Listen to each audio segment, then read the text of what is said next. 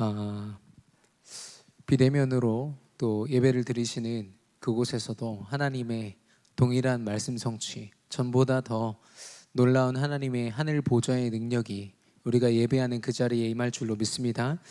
어, 하나님은 저와 여러분이 헌신되기를 원하시거든요. 우리 인생이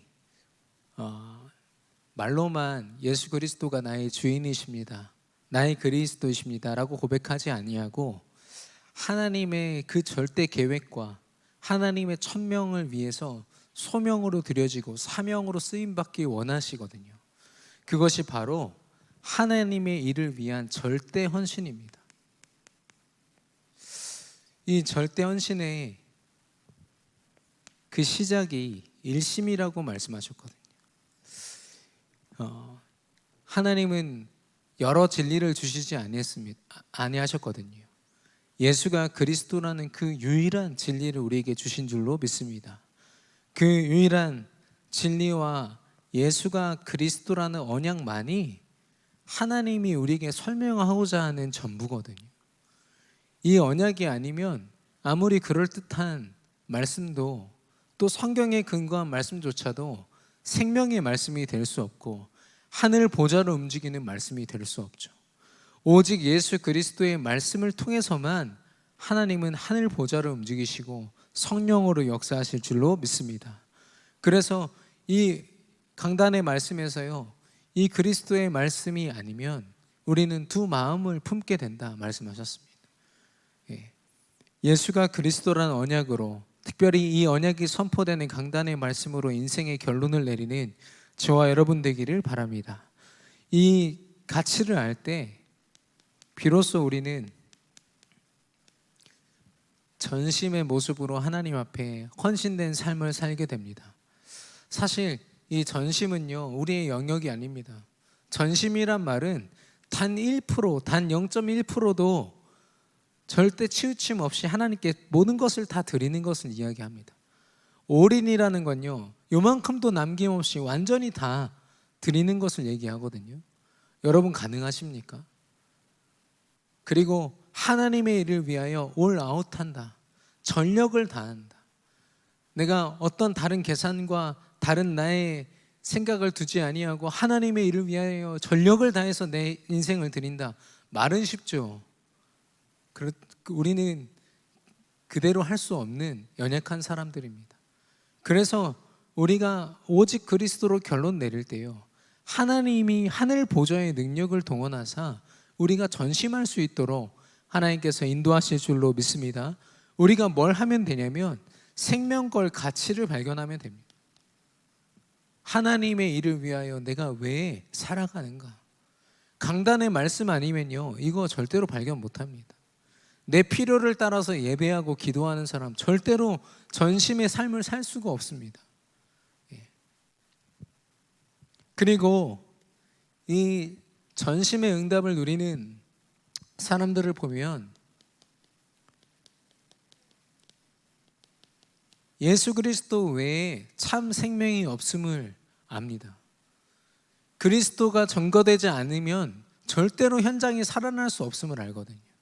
내가 어떤 모습으로든 그리스도를 알고 누리고 믿고 전도하는, 증거하는 그 삶 속에 있을 때에만 현장을 살릴 수 있다는 결론을 내린 사람, 그 가치를 깨달은 사람은요, 이 전도를 누가 시켜서 하고 미션이 주어졌기 때문에 하는 게 아니라 그 삶 자체가 전도자의 삶을 사는 거 있죠. 하나님의 일을 위하여 올인하고 올아웃하는, 전심을 다하여 하나님 앞에 쓰임받는 저와 여러분 되기를 바랍니다. 하나님은 그런 우리를 통해서, 또 우리 교회를 통해서 지속하는 응답을 허락하실 것입니다.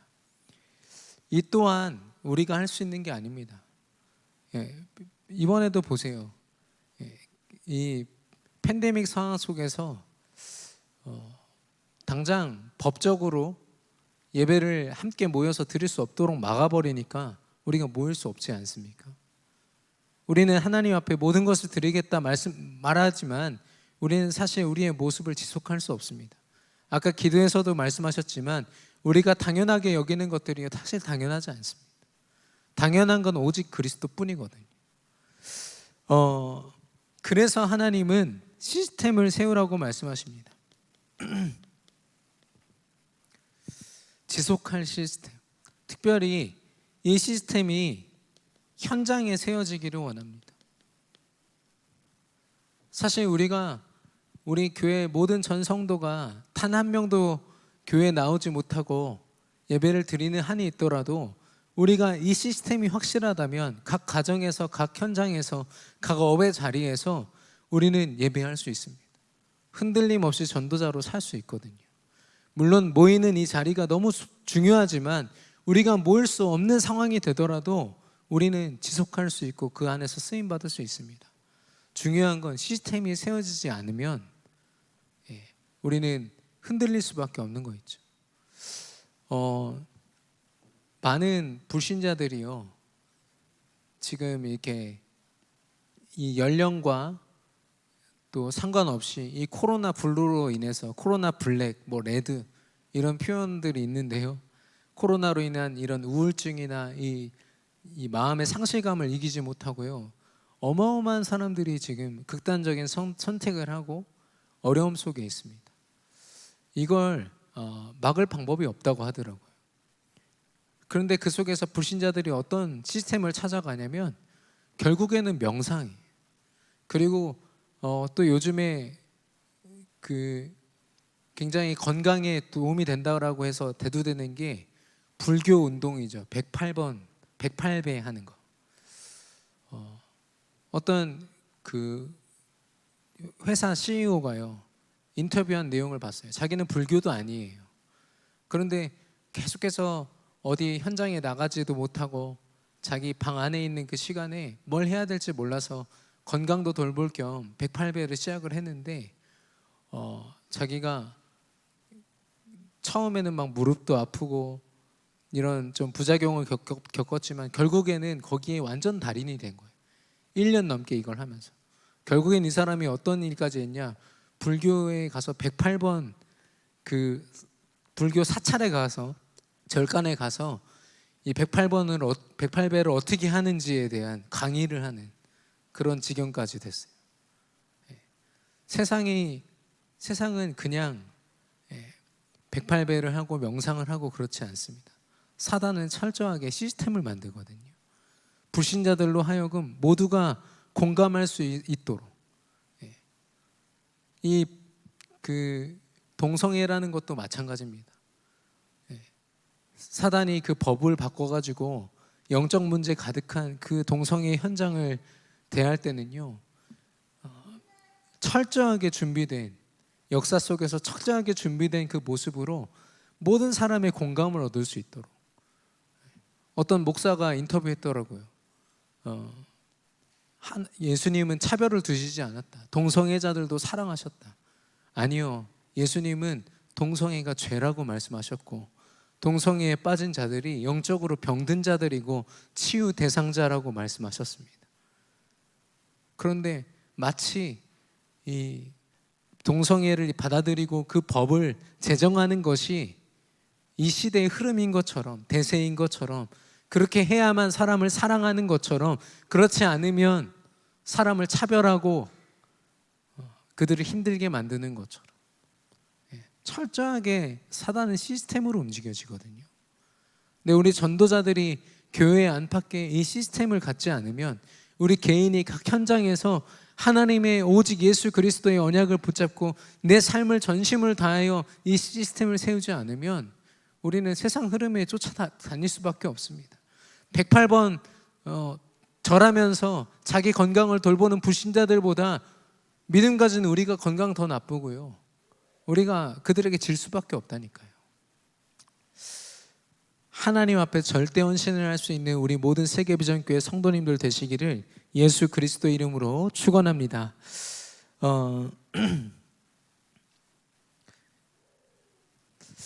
그래서 오늘 나눌 제목이요,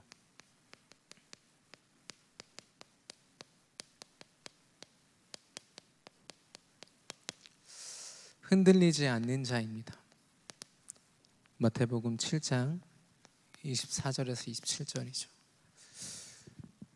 하나님은 우리가 예수 그리스도의 반석 위에, 그래서 정말 영적으로 지혜로운 자로서 살기를 원하십니다. 모래 위에 집을 쌓는 그런 어린 석은 모습으로 살기를 원하지 않으시거든요. 말씀을 놓쳤을 때,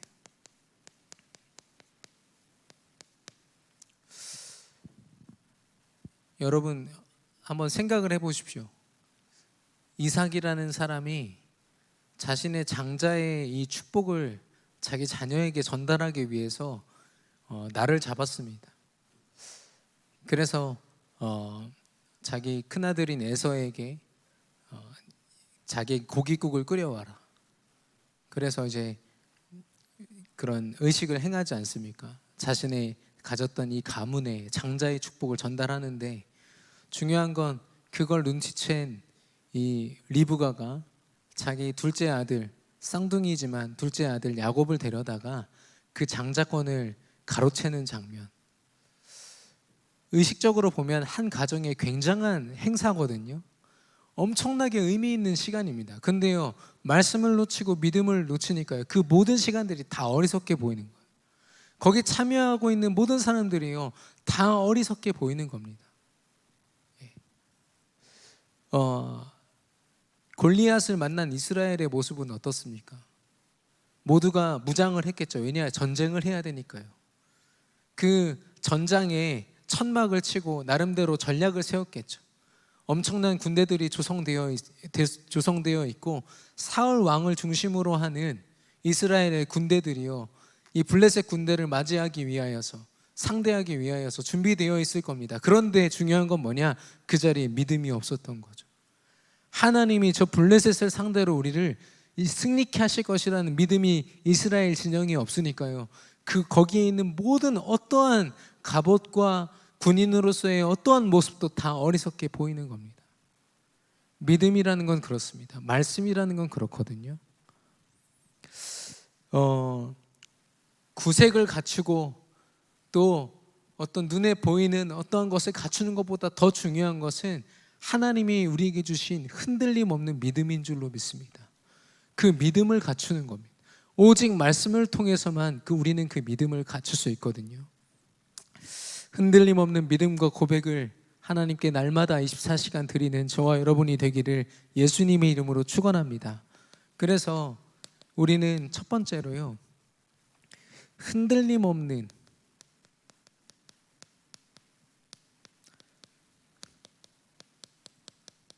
하나님의 말씀 위에 서야 될 줄로 믿습니다.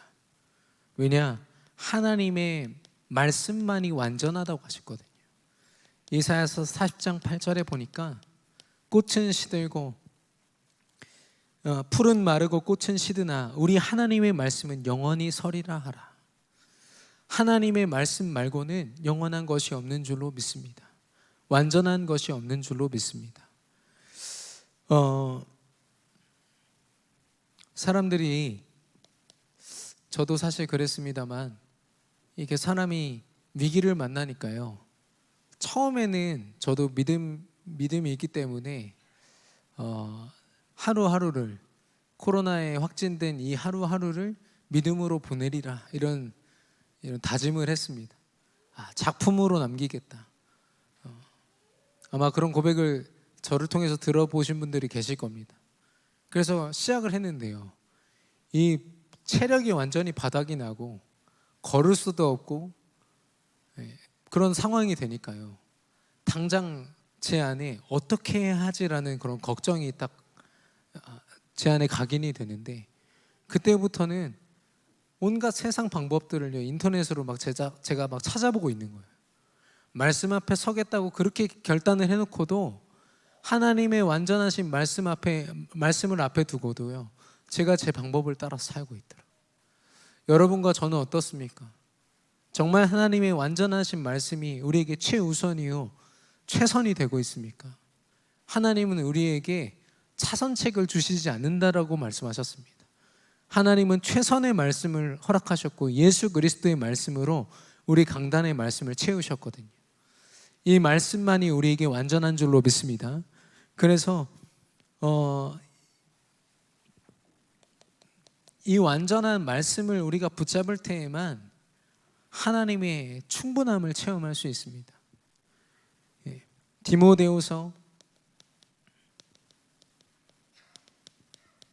14절에서 17절 보니까 성경은 능히 너로 하여금 그리스도 예수 안에 있는 믿음으로 말미암아 구원에 이르는 지혜가 있게 하느니라 그랬습니다. 이 충분이란 말은요, 구원을 이야기합니다. 예수가 그리스도 되신 그 언약의 말씀이 아니면, 성경에 주신 하나님의 그 완전한 지혜가 아니면, 인간이 아무리 어떤 세상의 문화를 통해서 만족스럽고 또 잠깐의 행복을 누릴지언정 구원을 받을 수 없어요. 하나님은 우리에게 구원을 받기에 충분한 말씀을 허락하신 줄로 믿습니다. 그래서요, 우리가 말씀으로 충분하단 말은요, 우리가 구원받은 자의 축복을 누린다는 것과 같습니다. 그래서 이 충분한, 완전하고 충분한 이 말씀 안에서 우리는 나의 모든 것, 우리가 가진 모든 것들을 점검해야 됩니다. 히브리서 4장 12절에서 13절, 하나님의 말씀은 양날의 검과 같아서 모든 것을 찔러 쪼갠다고 했습니다. 그래서 13절에 보니까 세상 모든 만물이 그 앞에 벌거벗은 것처럼 드러났다고 했거든요. 우리의 모든 삶이 하나님의 말씀으로 말미암아 찔러 쪼개지기를 바랍니다. 우리 현장이에요. 영적으로 얼만큼 병들었고 얼만큼 잘못됐는지 세상은 알지 못합니다. 그런데 말씀 앞에 드러날 때에만 그게 알 수 있거든요. 제가 코로나 때문에 그 확진 때문에 제일 힘들었던 게 감각을 상실하는 거였습니다. 맛을 볼 수가 없고 냄새를 못 맡으니까 제일 큰 문제가 뭐냐면, 당장 제가 먹는 음식이 상했는지 안 상했는지를 알 수가 없어요. 왜냐하면 이게 쉬었고 이게 상했고 썩었고 이거를 냄새를 통해서 알고 맛으로 알았는데 그걸 구분해낼 방법이 없는 거예요. 더 중요한 건 뭐냐, 제가 그 맛을 볼 수 있어야 조리를 해서 우리 자녀한테 먹이지 않겠습니까? 근데 상한 거를 먹일 수도 있다는 생각이 드니까요, 두렵더라고요. 그래서 그날 음식을 다 버렸습니다. 다 버리고요, 다시 처음부터 조리를 하기도 하고요, 아니면 조리 없이 그냥 과일이나 이런 것들만 먹기도 하고 했는데, 감각을 잃어버리니까 내가 지금 제대로 된 음식을 먹고 있는지, 정상적인 삶을 살고 있는지도 점검이 안 되더라고요. 영적으로는 더 그렇습니다. 하나님의 말씀을 통해서 영적인 감각이 회복되지 않으면요, 우리가 지금 올바른 삶을 살고 있는지, 하나님 앞에 올바른 전도자의 삶을 살고 있는지 우리는 점검할 수 없습니다. 우리의 모든 것이 말씀 앞에 드러나고 말씀으로 점검되어서 오직 말씀으로 인도받는 저와 여러분 되기를 예수 그리스도의 이름으로 축원합니다. 제가 이번에 오랜만에 우리 한 전도자와 또 이렇게 연락을 취했는데요, 오랫동안 말씀을 떠나 있던 사람이었어요.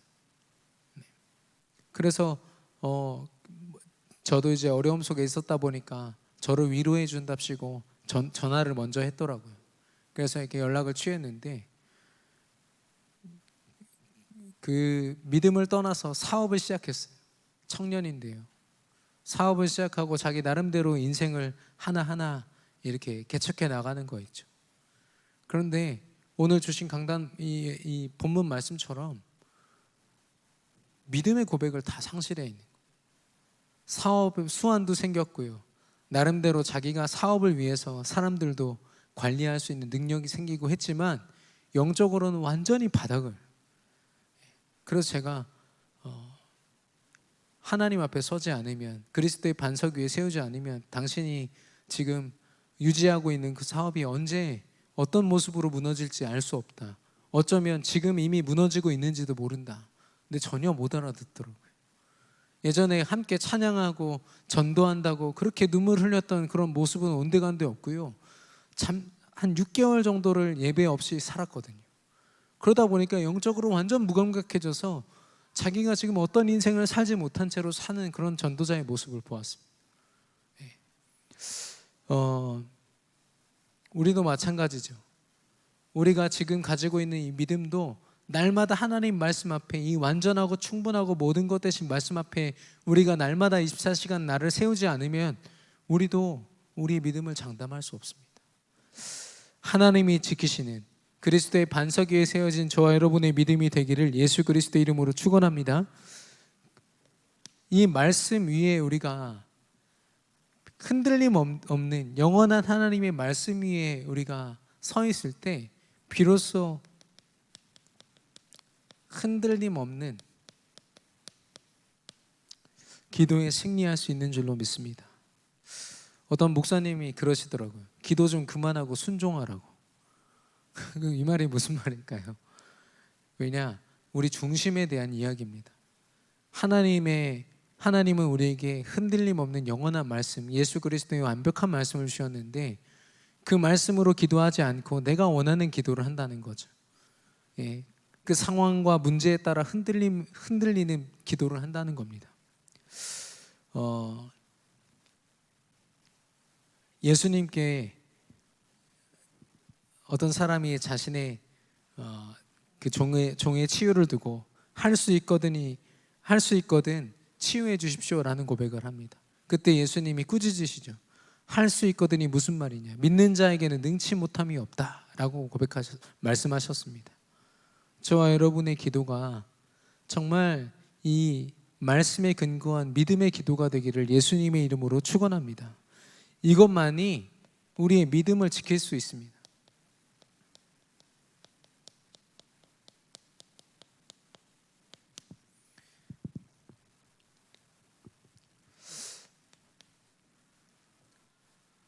믿음을 지킨다는 것은 결국에는 우리와 변함없이 함께 하시는 하나님을 누린다는 겁니다. 하나님은 우리에게 이 완전한 말씀을 주시고 우리를 버려두신 것이 아니라 하늘 보좌의 능력, 성령의 충만함으로 우리가 가는 모든 곳에 24시간 함께 하시거든요. 그걸 누릴 수 있다면 우리 믿음은 흔들림이 없겠죠. 하나님이 함께 하신다면 우리는 흔들림이 없을 겁니다. 위드의 축복, 나와 함께 하신 하나님입니다. 창세기 39장 1절 3절에 보니까 하나님이 요셉을 형통케 하시고 보디발로 하여금 그 형통함을 보게 하셨다고 했습니다. 다윗도 마찬가지죠. 목동으로 양을 치는 그 순간이 가장 외롭고요, 아무도 도와주지 않고 혼자 있는 가장 어쩌면 어려운 시간이었습니다. 요셉에게도 되게 힘든 시간이었겠죠. 그러나 요셉은 함께 하시는 하나님을 의심하지 않았고 흔들림 없었습니다. 제가 이번에 좀 회복하게 된 것은 무시기도였어요. 순간순간 제 건강과 제 상황을 통해서 틈타는 그 불신앙을 이기는 방법은요, 무시기도밖에 없더라고요. 순간적으로 하나님께 집중할 수 있는 그 힘, 제가 얼마나 거기에 취약했는지를 이번에 점검하게 됐습니다.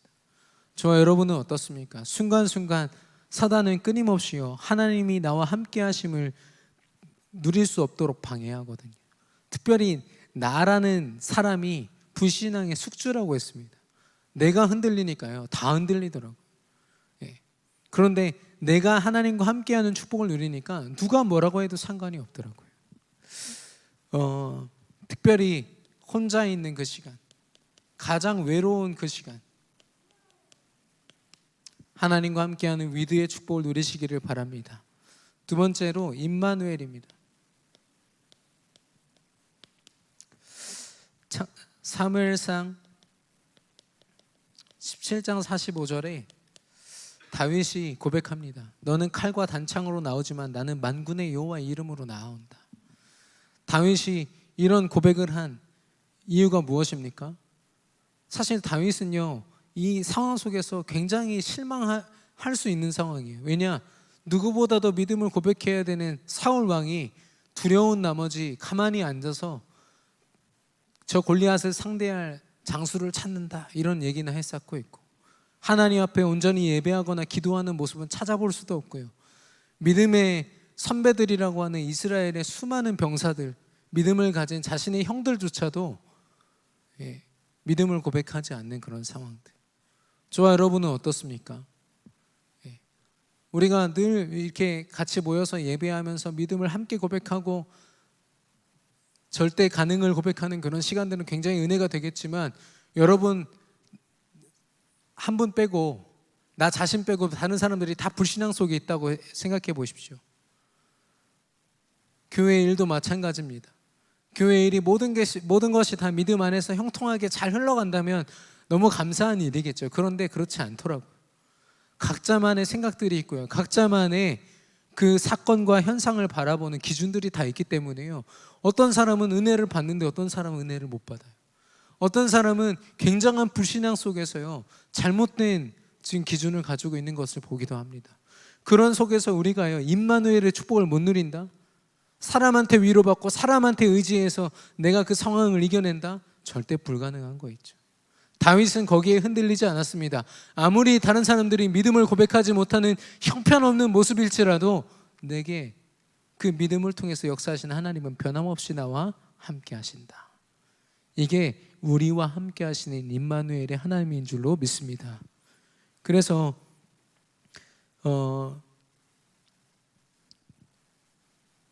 우상을 대표하는 이 골리앗이 하나님을 모욕하는 그 상황들, 어쩌면 다윗이 혼자서 지금 이걸 상대해야 된다는 거죠. 혹시 그러신 적 없으세요?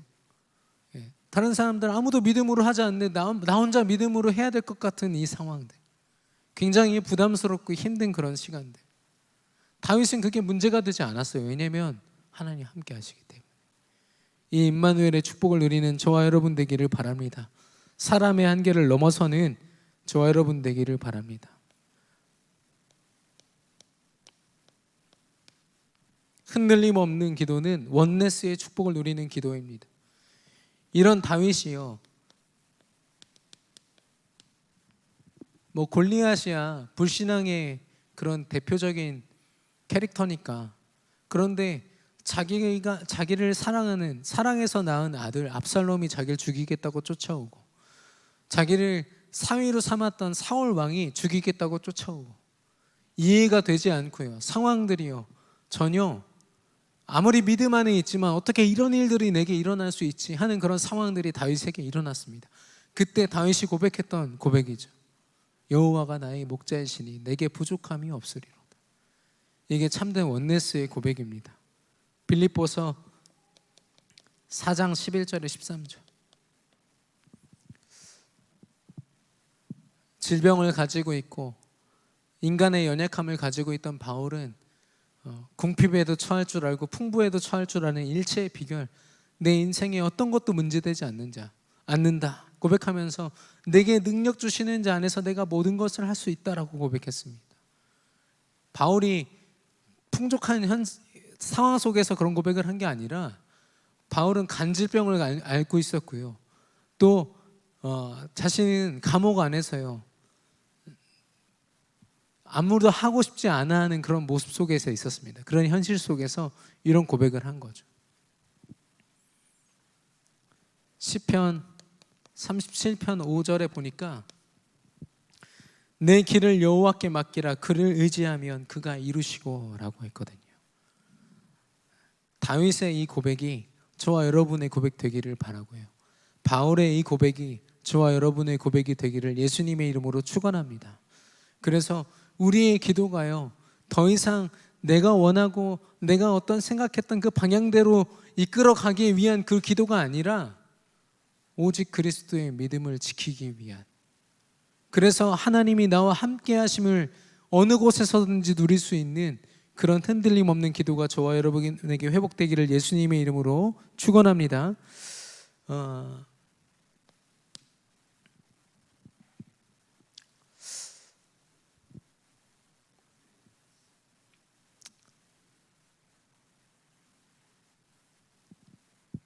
제가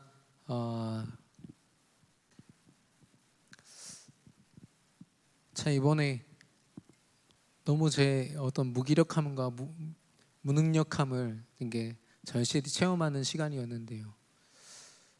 저희 혼자서 이제 우리 아이를 돌봐야 되는 상황이 되니까요. 힘을 내야겠는데 그 중에 하루는 진짜로 걸을 수 있는 힘이 없었어요. 아예 소파에 누워서 팔만 한쪽 흔들 수 있는 힘이 저한테 있었거든요. 그렇게 되니까요, 모든 게 다 원망스럽더라고요. 모든 게 다 이게 너무 힘들더라고요. 아무리 목사지만 기도할 수도 없는 저의 좀 연약함을 이렇게 발견하면서 하나님 앞에 정말 회개하는 시간이었습니다. 근데 그때 들었던 하나님의 음성이 있거든요. 하나님, 저 현장도 가야 되고 전도자로서 세계복음화도 해야 되고 많은 것을 해야 되는데 상황이 이렇습니다. 하나님, 제가 어떻게 해야 됩니까? 그때 제가 들었던 음성이 네가 하냐 내가 하지 였어요. 하나님이 돌보시겠다고 말씀하시는 겁니다. 그러면서 네 생각과 네 마음으로 흔들림 없이 기도하라. 그때 하나님이 흔들림 없는 하나님의 사명을 감당하는 자리로 우리 자신을 이끄시겠다, 나를 이끄시겠다 말씀하시는 거 있죠. 실제로 우리 오승준 랩런트가 지금 이렇게 군 현장에서 군 선교사로 있는데, 아시다시피 군종병을 대신해서 설교자의 자리에 있어요. 설교를 하고 많은 제자들을 거느리면서 이렇게 중요한 응답들을 받고 있습니다. 이게 제가 아프다고 하니까 더 자주 전화가 와서 참 감사했는데, 복음 편지를 마치고 그 부대에서 계속해서 말씀을 나누는 중에 하나님이 중요한 제자들을 만나게 하셔서 그들을 양육하게 하시고 말씀 앞에서 계속 확인하고, 무엇보다도 이 승준이 스스로가 믿음으로 굉장히 견고해져 있다는 것을 좀 이렇게 확인하게 했고, 스스로도 그래서 막 혼자 작곡도 하고 그러더라고요. 하도 묵상하다 보니까 하나님을 향한 찬양도 작곡도 하고 같이 고백도 하고. 그런데 그 부대가 11월을 기준으로 해체가 된대요. 굉장히 큰 어떻게 보면 어려움 아닙니까? 그런데 믿음 안에 있다 보니까요, 우리 랩런트가 어떤 기도 제목을 품냐면 하나님이 주신 기회가 아니겠냐. 우리가 한 부대를 살릴 수 있는 이 응답을 이제는 우리가 해체가 돼가지고 뿔뿔이 흩어지면 우리 복음을 가진 제자들이 가는 모든 곳에 하나님의 교회가 세워지지 않겠냐. 기도 제목이 완전히 바뀌어지더라고요. 그래서 처음에는 해체가 된대요. 이게 무슨 의미일까요? 이런 어려움으로 고백했던 그 고백들이요, 이제는 하나님의 응답으로 바뀌는 것을 보면서 우리가 가진 한계는 한계가 아니구나. 우리가 당한 문제는 어쩌면 하나님께는 기회가 될 수 있겠구나. 흔들림 없는 사명을 감당할 때 가장 어려운 것이 사람입니다. 그러나 사도행전 13장 48절에 보니까 작정된 자들은 다 믿더라라고 했어요. 우리가 만나는 모든 만남, 특별히 이 팬데믹 속에서 많은 사람들과 만날 수 없습니다. 그렇기 때문에 우리에게 주어진 그 제한된 만남들이 얼마나 소중한지 몰라요. 우리 친척들, 또 나와 관계된 모든 사람들, 우리 동네의 내 현장에서 내가 지나다니면서 만나는 모든 사람들이 얼마나 소중한지. 저는 랩런트들이 학교 현장에서 이 부분을 당연한 것처럼 놓치고 있는 것을 보았습니다. 공부가 중요하고 미래가 너무 중요해서요, 친구들을 두고 기도하지 않아요. 세계 복음화라는 걸 그렇게 얘기를 하고 거기에 쓰임 받고 싶다 말을 하면서도요, 학교 현장을 두고 정말 친구들 한 명 한 명을 두고 기도하지 못하는 모습들을 보았습니다.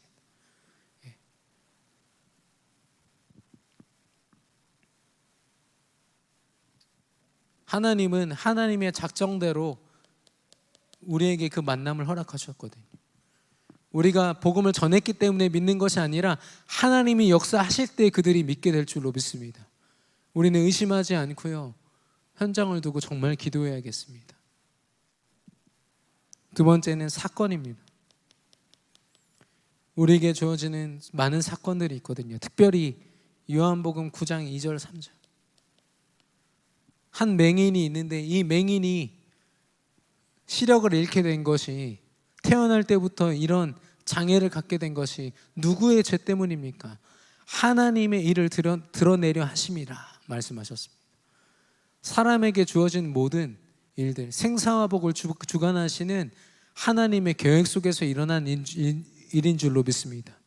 우리가 그 사건이 내게 어렵다고 해서 문제라고 보면 안 되는 이유가 그것 때문입니다. 사람들이 누가 봐도 불행해 보이고 힘들어 보이고 어려워 보이는 이 순간조차도요, 하나님이 하시는 일을 나타내고자 하심이라 라고 있거든요. 저와 여러분이 모든 사건 속에서 원네스를 이루시는 하나님의 계획을 발견하게 되기를 예수님의 이름으로 축원합니다. 특별히 문제를 만났을 때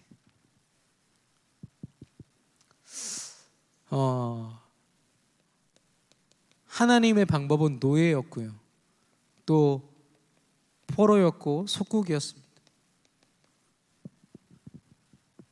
시대적인 엄청난 어려움과 개인에게 주어질 수 있는 최고의 어려움, 요셉이 노예로 팔려갔다, 이 말은 그 인생이 이제 끝났다 이렇게 봐도 되는 상황이었거든요. 근데 하나님께는 그것이 바로 애굽 복음화의 시작이었습니다. 정말 이스라엘이 바벨론과 아수르의 포로가 되어서 나라의 흔적도 없이 다 모든 것을 다 빼앗긴 그 시간이 하나님이 이스라엘을 비로소 회복시키는 시작이었거든요. 로마에 속국되어서 초대교회 성도들이 함께 모여서 마가다락방에 모여서 120명밖에 안 되는 사람들이 기도하는 그 시간, 그게 바로 하나님이 그 모든 문제 속에서 하나님의 세계복음화를 이루시는 시작이 되었습니다. 우리가 문제를 당했다고 해서 그걸 문제로 보지 않아도 될 이유가 거기에 있거든요.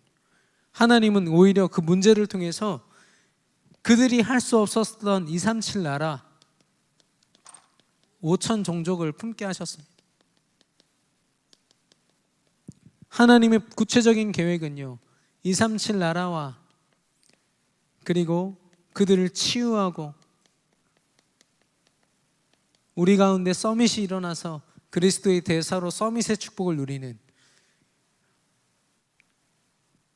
그래서 사도행전 1장 8절은요 1장 8절에서 뭐라고 말씀하시냐, 이스라엘이 회복되고 이스라엘이 로마로부터 해방되는 것은 너희 알 바 아니다, 신경 쓰지 말고 오직 성령이 너에게 임하시면 너희가 권능받고 땅끝까지 증인이 되리라 말씀하셨거든요. 문제를 대하는 하나님의 방법입니다. 모든 문제 앞에서 성령의 충만함을 누리는 저와 여러분 되기를 바랍니다.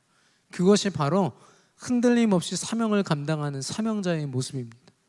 우리가 뭘 많이 하고 전도를 하고 구체적인 어떤 일들과 계획과 그 어떤 행함 속에 있는 것 너무 중요하지만 더 중요한 게 뭐냐? 성령의 충만함을 받는 것입니다. 사건과 사람, 가장 많이 우리의 사명을 흔드는 것들이거든요. 성령의 충만함을 구하기 이전에 내 방법, 내 생각, 내 기준 앞세워서 우리가 제일 많이 속지 않습니까? 교회 안에서조차도 이 사람과의 갈등, 사건들 때문에 주어지는 갈등 때문에 많이 속지 않습니까?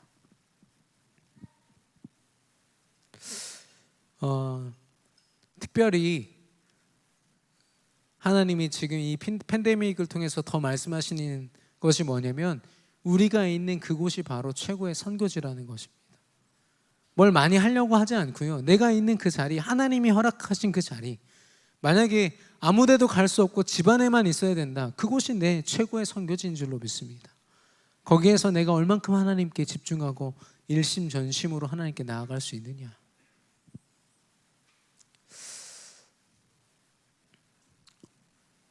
흔들림 없는 말씀을 하나님이 허락하셨고, 이제는 흔들림 없는 기도로 우리가 흔들림 없이 사명을 감당하기를 원하십니다.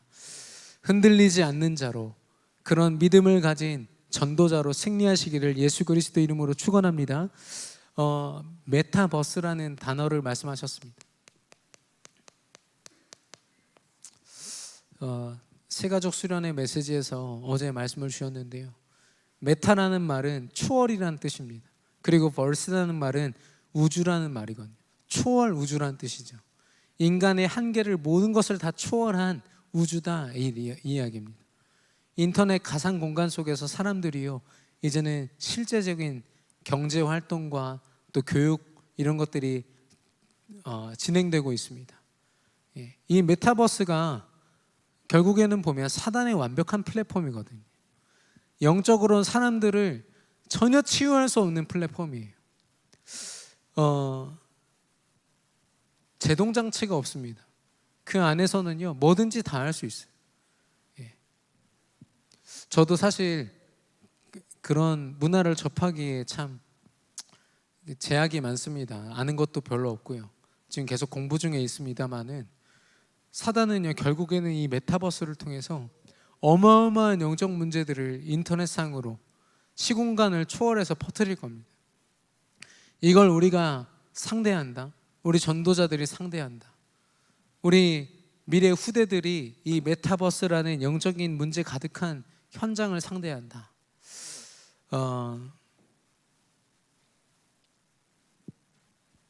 어쩌면 다윗이 만났던 골리앗과 같습니다. 시대적 골리앗. 다니엘이 만났던 사자굴과 같고요. 다니엘의 새 친구가 만난 풀무불과 같습니다. 자신의 능력과 자신의 어떤 힘으로는요, 절대로 이길 수 없는 시대의 흐름이죠. 그 다니엘과 새 친구에게 뭐라고 했습니까? 왕에게 절하고 왕을 섬기지 않으면, 그 시대의 대세가 되고 있는 그 우상을 섬기지 않으면 죽이겠다라고 말한 거잖아요. 그런 시대적 골리앗 앞에 우리는 서 있습니다. 그런데 다윗은 이 골리앗 앞에서 무엇을 발견했냐면 미션을 발견해야죠. 한 거죠. 내가 흔들림 없는 하나님의 언약 속에 있었고, 그리고 어떠한 사자와 곰을 만나도 흔들림 없는 기도 속에서 하나님의 인도를 받았고 승리해왔다면, 하나님은 나를 그런 사명을 감당하는, 승리할 수밖에 없는 그런 응답으로 나를 이끄실 것이다. 다윗이 그 확신을 가지고 미션을 감당했습니다. 그때 그 미션은요, 절대 헌신이 됐거든요. 단순히 골리앗을 쓰러뜨린 정도가 아닙니다. 왕이 되는 기회를 잡은 게 아니죠. 흑암이 무너졌고 시대를 틈타는 사단의 그 불신앙이 완전히 무너지는 시간이었고, 하나님의 살아계심이 온 천하에 드러나는 시간이었습니다. 그게 바로 절대 헌신입니다. 우리가 이 시대를 두고요, 우리가 지금 당장 할 수 있는 게 뭐가 있습니까? 저도 나름대로 고민해 봤거든요. 실제로 우리 교회 안에도 지금 이런 미디어를 총괄할 수 있는 그런 센터, 그런 장소가 우리 교회 안에 꼭 있어야 된다라는 그런 기도 제목을 가지고 몇몇 분들이 좀 움직이고 계십니다. 너무나도 중요한 질문이고 기도 제목인데요, 중요한 건 이 메타버스라는 걸 두고 우리가 우리 힘으로 하기에는 이미 3단체가 다 장악하고 있어요. 우리가 어떻게 이 현장을 살립니까? 어떻게 이 골리앗을 상대로 우리가 승리할 수 있습니까? 하나님이 우리에게 미션으로 주신 겁니다. 흔들림 없는 말씀, 그리고 흔들림 없는 기도 속에서 하나님은 우리에게 이 현장을 살릴 수 있는 사명자로 우리가 절대 헌신을 할 수 있도록 인도하실 줄로 믿습니다. 그래서 우리가 필요한 게 뭐냐면 편집하는 집중입니다. 영화관에 가면은 앞에 그 길이 분간이 안 될 정도로 깜깜하거든요. 왜 깜깜하냐? 영화만 보라고. 몰입해서 영화만 보라는 겁니다. 거기 불이 딱 켜지니까요, 옆에 막 소화기도 보이고 이상한 게 여러 개가 다 보이더라고요. 그런데 불이 딱 꺼지니까 화면만 딱 보이는 겁니다. 하나님이 우리에게 왜 이렇게 어두운 이 시대를 주시고 흑암 가득한 이 현장을 우리에게 보이십니까? 오직 그리스도의 빛만 바라보라고. 그래서 우리 삶 속에 잘못된 내 각인뿌리 체질로 덕지덕지 붙어있는 것들 다 편집해버리고 오직 그리스도의 말씀으로 제대로 편집하라고. 그리고 디자인하고 설계해서 하나님께 쓰임받을 수밖에 없는 일심전심 지속의 증인되라고 하나님이 허락하신 줄로 믿습니다.